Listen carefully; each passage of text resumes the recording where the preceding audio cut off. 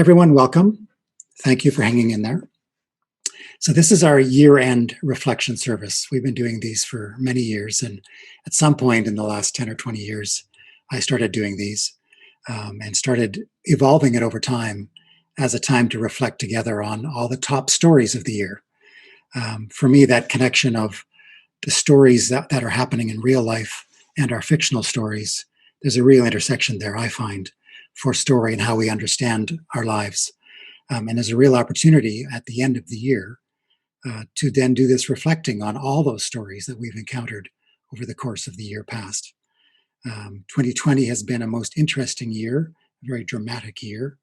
And I think that gives us even more reason to pause and to reflect on those things that have happened to us, but also all the stories that we've encountered. That includes the fictional stories. I find that fictional stories often lend a light to and are read in the context of our real life stories.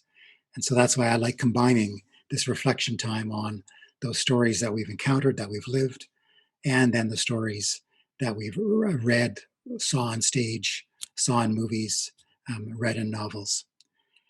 And then throughout this service, I try to make that intentional. I pull out literary quotes from novels I've read over the course of the year to provide some literary commentary on all those real life stories that we've encountered. The chalice lighting is also, in a sense, a literary quote. It comes from the traditional English 19th century that Lorena McKenna set to music some time back. But the words go like this, and this is how we'll light our chalice, with these words. And so the world goes around and round, and every time and season, with pleasure and with profit, crowns the passage of the year. And that's from The Seasons by Lorena McKenna, that she's adapted from the traditional 19th century English. I'll now turn the microphone over to Corinne Jackson, and she'll have a reflective reading again to start off our service. All right, I have a poem to read, Lady of the Season's Laughter. Am I echoing? No. Lady of the Season's Laughter, in the summer warmth be near. When the winter follows after, teach our spirits not to fear. Hold us in your steady mercy, Lady of the turning year. Goddess of all times, progression, stand with us when we engage, hands and hearts to end oppression, writing history's fairer page. Hold us in your steady mercy, Lady of the turning age.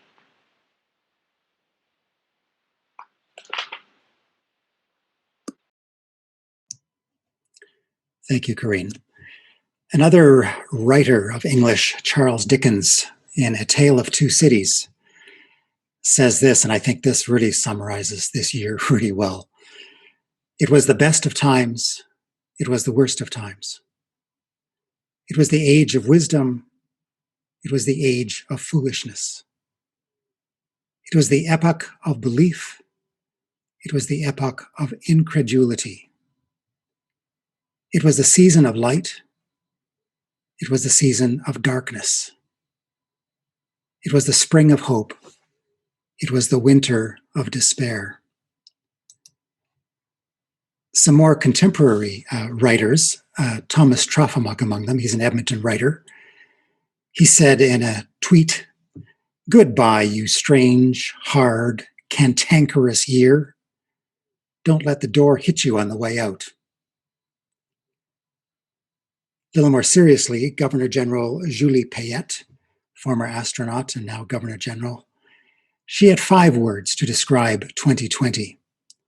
Those 5 words are courage, challenging, creativity, resiliency, and gratitude. She goes on to say in her New Year's message, "No one could imagine what 2020 would bring. However, she says we cannot choose when hardship comes, but we can choose how we respond to it. Canadians have risen to this challenge," she says, "in remarkable ways. The long months of the pandemic have forced us to look beyond ourselves, to work hand in hand. And the mayor of Edmonton, Don Iveson, said this in his closing year message. 2020 has not been easy. It's been a year that saw tremendous hardship and loss, a polarizing year, and one that has tested our humanity and community bonds. All of us are having to deal with stresses and strains, whether emotional or economic or both. It's been a challenging year, no doubt, he says. But despite all the hardships we've had to deal with, I still see in Edmonton a city filled with kindness, courage, hope, and with a promising future. And so, as we've done in previous years, we do some reflecting together on the year past. And I've divided this year the reflection into 4 parts. One is the story of 2020. I think the pandemic is something we all live with every day, have lived with for the last 9-10 months. And so that is something that we want to reflect on all by itself, give some time to that story. Then we'll take a look at other top news stories.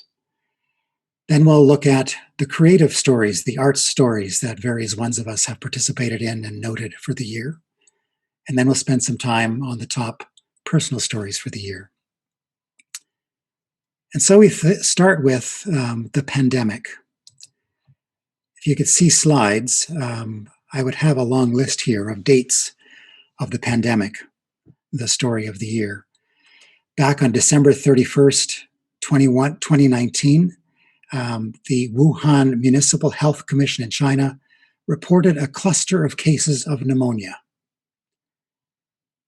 It took till March 11, 2020, for the World Health Organization to declare the virus to be the cause of a worldwide COVID-19 pandemic. On March 17 of this year, Alberta declared a state of public health emergency. And then over the next 10 days, Lockdown 1 is implemented.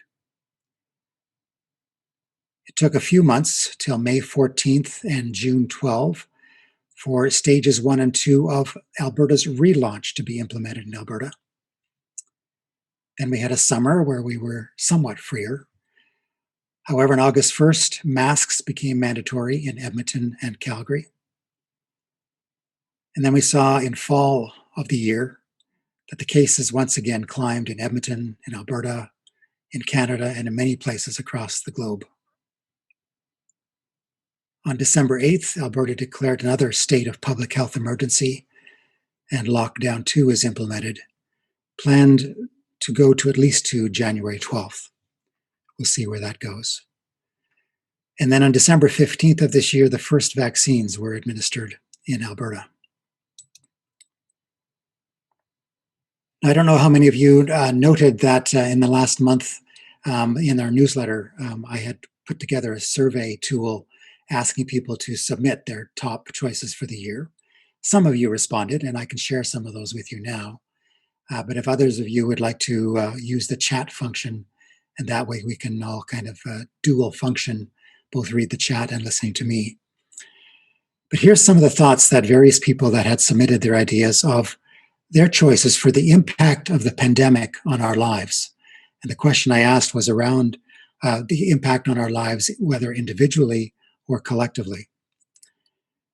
And so these are the thoughts that were gathered. The Canadian government evacuated citizens caught in Nepal during the first lockdown. I think we all know Bonnie Sharplin was there and she was on that plane. Another person said that they miss singing in choirs and at church. Another person said that the pandemic and the impact on our lives, the loss of live music and theater shows and festivals. Another person remarked on the gain of high-quality online streaming of live music. Another person commented about there being no in-person church and how much that was missed. Another person, no dinner parties. Someone else said inability to travel, 2 trips canceled, inability to go home to the US. Another person said it was an opportunity to be bored, and that prompted that person to learn new activities and create space in their life for creativity to flourish. It was an incredible opportunity, said another, for the world and each of us to decide what we want to put back into our lives if and when COVID-19 is over. Another remarked on the innovations in communications that we encountered this year because of the pandemic. Someone else had a personal note about a grandson recovering from COVID and being cut off from family. And another remarked about the worry about people not following health protocols. So that's just a snapshot of what some of you said about what the impact is of this pandemic on your life personally or our lives collectively. And feel free over the course of the chat, and then of course in the breakout rooms after, to carry on these conversations. So just reflecting on the pandemic and giving a literary lens to it, I've discovered a new novel this year by Aslan Hunter called The Certainties. And there's one gem in there that I use for this particular reflection. This is what I know from paintings and books and from being alive at a time when the world is turning inside out, the present gutted like a farmyard animal. Something must survive. That it is all right, that the world will go on with purpose, that it may diminish, but it will not end. Now I'd like to ask Brandy Moeller to read a little meditation for us on the top pandemic stories that we've all experienced in 2020. Thanks, John. So this poetry reading is from Thomas H. Troeger, Source of Faith and Learning, number 158. Praise the source of faith and learning that has sparked and stoked the mind, with a passion for discerning how the world has been designed. Let the sense of wonder flowing from the wonders we survey keep our faith forever growing and renew our need to pray. Source of wisdom, we acknowledge that our science and our art and the breadth of human knowledge only partial truth impart. Far beyond our calculation lies a depth we cannot sound, where the purpose for creation and the pulse of life are found. Praise for minds to probe the heavens, praise for strength to breathe the air. Sorry, I have a fuzzy hair. Praise for all the beauty levens, praise for silence, music, and prayer. Praise for justice and compassion, and for strangers, neighbors, friends. Praise for hearts and lips to fashion. Praise for love that never ends.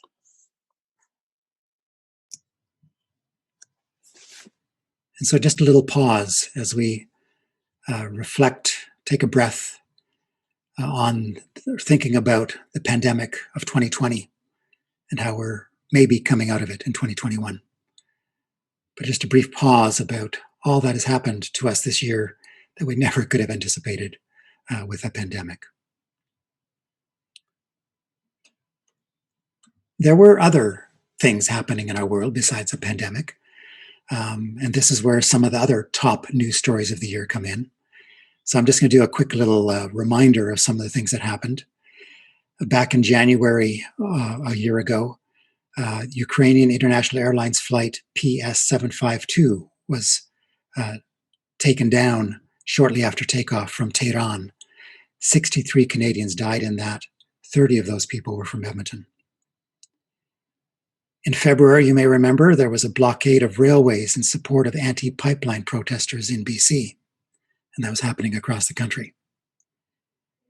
In March, as we know, the World Health Organization declared a global pandemic. In April, Fort McMurray had its flood of the century, and 13,000 people were forced from their homes.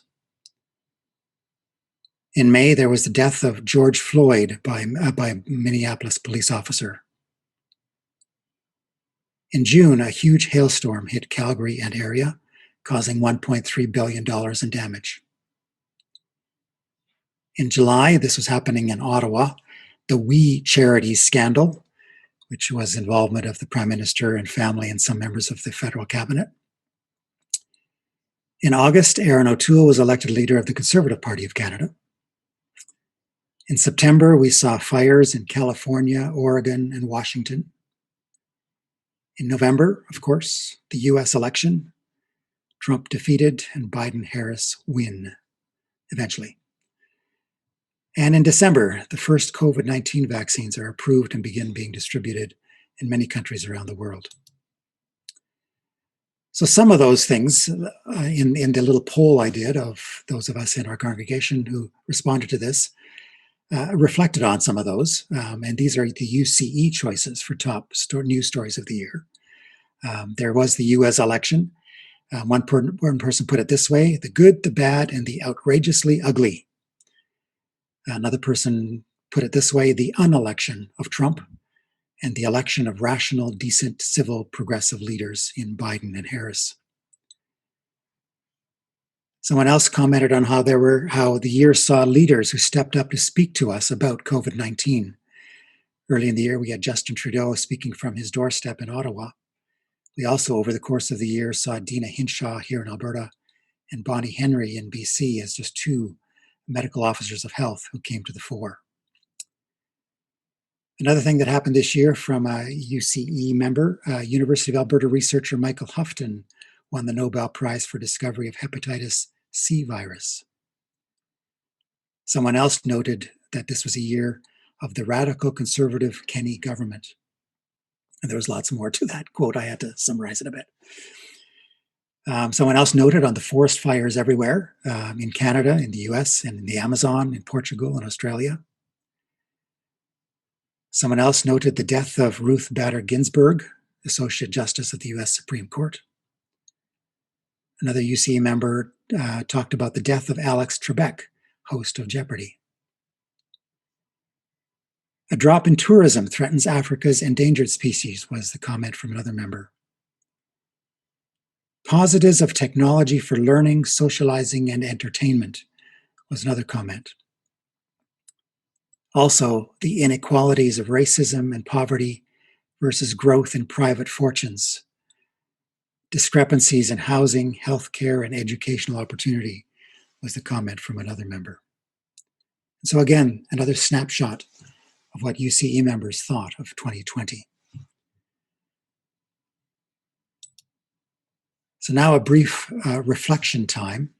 Again, this one from a novel I actually reread this year, Madeleine Tien's Do Not Say We Have Nothing. And there's this quote buried in that story, which I think is really relevant to this year. The persistence of this desire to know the times in which we are alive, to keep the record that must be kept, and also to have faith that one day someone else will keep the record. And now to meditate on this some further, I'd like to ask again Corinne Jackson to read another poem as we reflect on the top stories of 2020. Every Night and Every Day by William Blake. Every night and every morn, some to misery are born. Every morn and every night, some are born to sweet delight.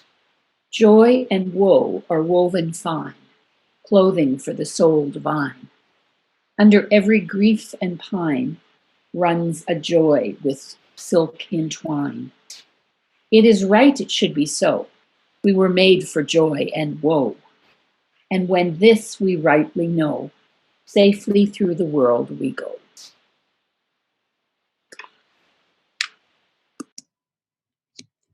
Thank you, Corinne. I'm talking a lot. I feel like in the past we would have been passing a microphone around, so we would hear many voices here. So I'm hoping my voice is still coming across well. So now we shift to the top creative or arts stories of the year. The novels, the movies, the theater that people were able to see. And just to reflect a bit on the year, this is what I pulled from doing a little bit of research. The Scotiabank Giller Prize winner for 2020 was Suvankham Thamagongsa, a book called How to Pronounce Knife. And the Writers' Trust of Canada 2020 Fiction Prize went to Jill Adamson for Ridge Runner. I don't know how many people remembered the Academy Awards of 2020. That was back in January or February, pre-COVID. The best picture for 2020 was Ford versus Ferrari. And the best director was Martin Scorsese for The Irishman. The Golden Globe Awards were also held early in the year. Best motion picture drama was the movie 1917. And the best motion picture musical or comedy was Once Upon a Time in Hollywood. And in theater, the Tony Awards, which are held every year, still haven't been held, postponed due to the global shutdown of theater. For members of UCE, these are your choices for top creative art stories of the year. And so a number of people submitted novels, some film. So I'm just going to cite some of these recommendations for reading for as you start a new year. One member recommended or had read Jacqueline Winspear's Maisie Dobbs novel book series. Hilary Mantel, The Mirror and the Light was from another member. Diana Gabaldon's Outlander novel book series. Madeleine Tien's Do Not Say We Have Nothing. Marie Benedict's Lady Clementine. Another novel, Studs Terkel, Will the Circle Be Unbroken? Annie Proulx, Barkskins. And then other parts of the arts, when one or more members commented about the Summer Garden Concerts by Opera Nuova was a highlight. Catalyst Theatre's The Invisible and Agents of Ungentlemanly Warfare was noted. Netflix, I think, was big for a lot of us, and a couple of people noted one series called Borgen, and another one talked about The Queen's Gambit. Another member talked about Jim Carrey playing Joe Biden on Saturday Night Live as a highlight of the year. Another member commented on the online streaming of live music shows. So from the Yardbird Suite, the National Arts Centre in Ottawa, the Edmonton Symphony Orchestra also had some online streaming live music shows. Someone else talked about the Soul Song Choir on Zoom as being a highlight for their year. The CBC radio program, The Cost of Living, was for another member. Theatre Sydney in Nova Scotia, Billy Bishop Goes to War. And a Winspear course, History of the Symphony, was a highlight for someone else. So again, I encourage you to, during the chat or using the chat function, use that as a tool to share with everyone what you've noted for the year and in your breakout rooms later. So this is the literary quote I discovered in a novel by Marian Kamali called The Stationery Shop. He makes it a priority to carry books in his shop as much as stationery. Titles from all over the world, spines with lettering that beckon, words of the old greats and the new, tomes of knowledge and risk. This shop, this haven, has saved him. And now I'll once again turn to our readers and ask Brandy to read this meditation for the top creative art stories of 2020. This poem is called Mother of All by Alexander Pope and Michael Young. Mother of all in every age, in every clime adored, by saint, by poet, and by sage, your praises high have soared. Goddess of nurture and of love, all nature sings your care. In life's extravagance, you prove the gift of giving fair. O Spirit of unfolding grace and deepest mystery, teach us compassion's gentle face, wisdom's mastery. Teach us to cherish this proud earth, its fragile beauty praise, and for the dreams your joy gives birth, a hopeful future raise.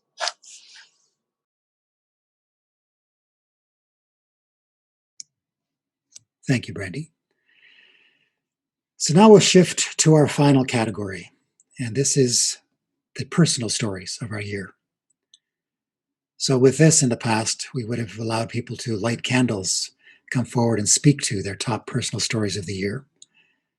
We can't quite do that, but I will read off the dozen or so that were submitted through the little survey tool And again, feel free to share your top stories, personal stories, through the chat function.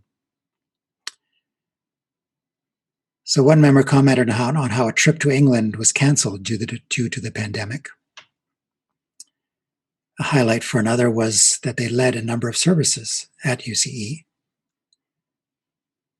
I think this was another one who said that they had co-chaired the transition services group, and that was a highlight. Another member commented on their numerous walking groups who've been their social life under COVID. Another, my nephew lost his job and hasn't found a new one. Another commented on the personal diagnosis of macular degeneration. Another, her 80th birthday. I think we all know who that is. Happy birthday again, Audrey. Retirement from the UCE chaplaincy. Again, we know who that is. Another member finished 6 years on the UCE board. Congratulations. Another wrote a story. Yet another commented on their many walking groups. Another on their garden. Another member helped a family by paying for my grandniece's university tuition, is what they said.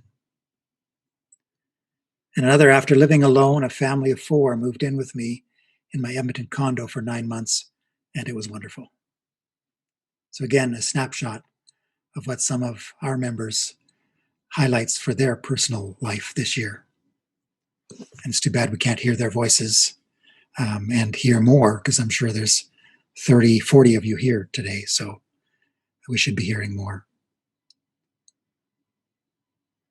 But just to reflect on all our personal stories for 2020, this quote from Nazanin Hozar's novel, Aria. It's a novel set in Iran. I used to sing arias. Know what they are? Little tales, cries in the night. If you sing an aria, the world will know all about you. It will know your dreams and secrets, your pains and your loves. And now I'd like to ask Corinne Jackson once again to do a reading as we meditate on the top personal stories of 2020.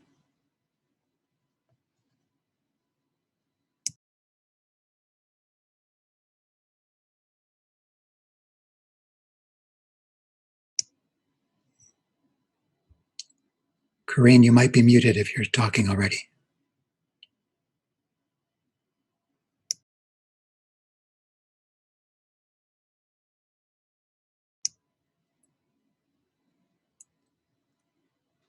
Corinne, can you share the reading for that top personal story?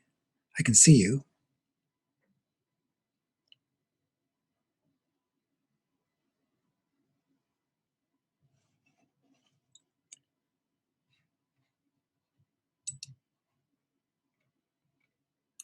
Corinne, you're muted again.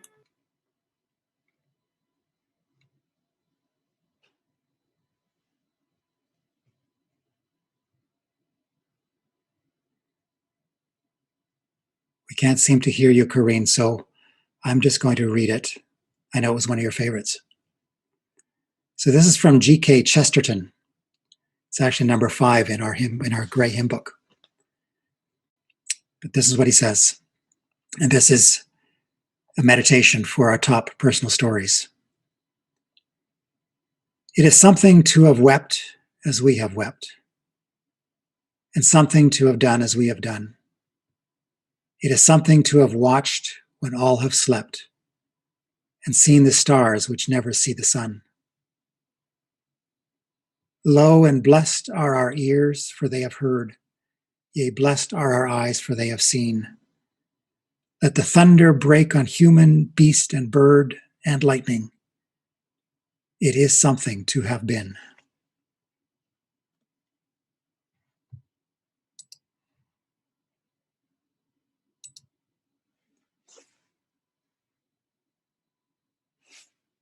So now I'd like to kind of wrap up all this collection of stories and do a reflection on all of them together. And I'm just going to flip to this section. So as you reflect on all these stories, think about the interplay of all these stories and how the collection of all of them help provide meaning for our lives in 2020. Hold these top news stories, creative stories, personal stories in our hearts. Meditate on the intersection of their respective dramas and narratives. Reflect on how together all these stories combine to provide meaning for our lives in 2020. And then just a few excerpts from some wise people in our world, starting with Queen Elizabeth II. This was her New Year's message. We should take comfort that while we may have more still to endure, better days will return. We will be with our friends again. We will be with our families again. We will meet again. Prime Minister Justin Trudeau said this in his message. This year has been challenging for many of us. We have experienced a global pandemic that has threatened our health, our economy, and our very way of life. We have seen acts of senseless violence that have devastating impacts on our communities. And we've heard heartbreaking stories and calls for justice from racialized Canadians and Indigenous peoples, demanding that we act now to address racism, discrimination, and injustices in our country. And then some final words again from Governor General Julie Payette. We are not yet out of the woods, and now more than ever we must stay vigilant, continue to look out for each other, and remain patient. Thanks to science and the arrival of vaccines, there is now a light shining at the end of the tunnel. Soon we will meet again. Take care of yourself and of your family. Have a thought for those who are isolated. Lend a virtual hand when and where you can. And keep a light on, at home and in your heart, as we wait for better days to return. Thomas Moore, in a book called The Reenchantment of Everyday Life, says this about all the stories of our lives.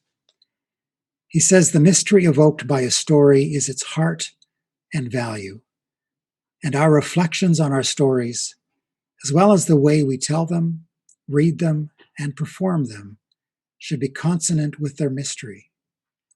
Stories enchant not by allowing us an escape from the human condition, but by taking us to a place of meeting where our personal lives and all that is beyond them meet.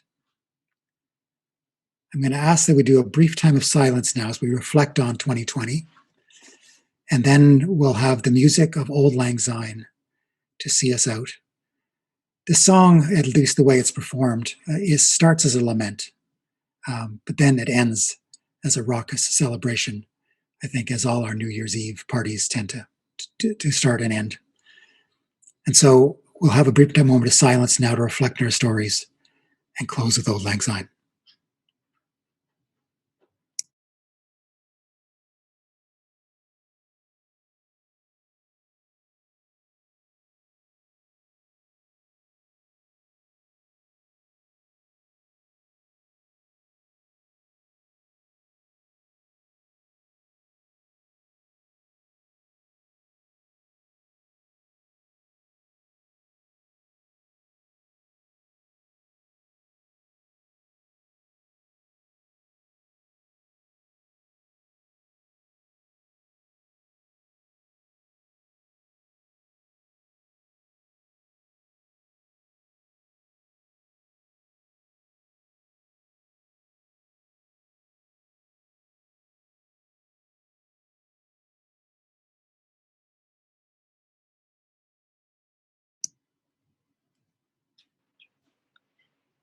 John? Yeah. I couldn't unmute for the poem. And then I went, my computer seized up and I think the battery's low. Anyway. Okay. Well, I got it I had it handy, so. Yeah. So I don't know if Karen, if we can play Auld Lang Syne or whether that's part of the echo problem we had earlier. We just have to imagine it. We can all sing together.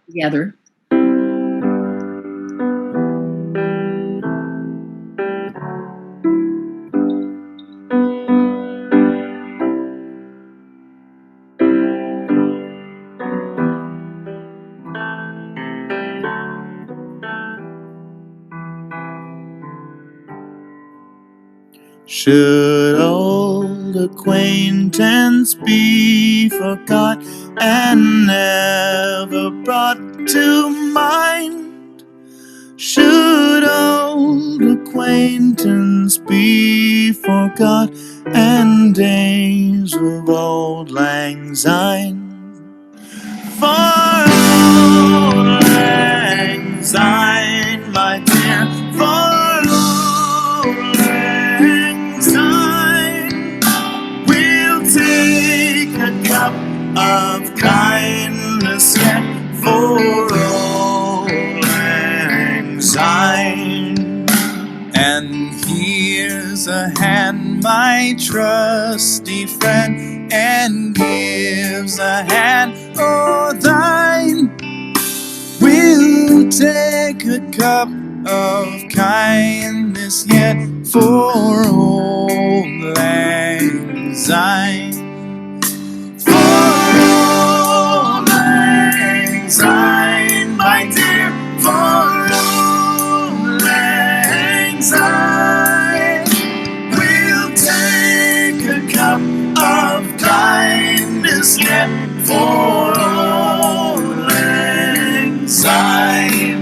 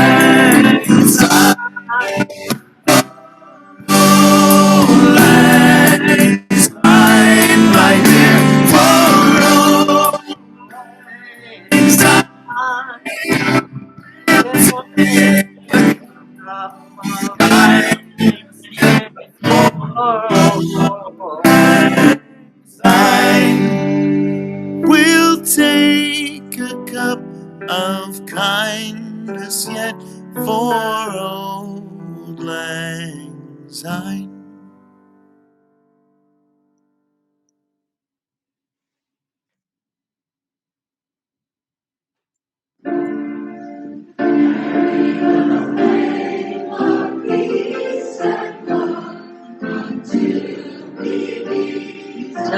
Again.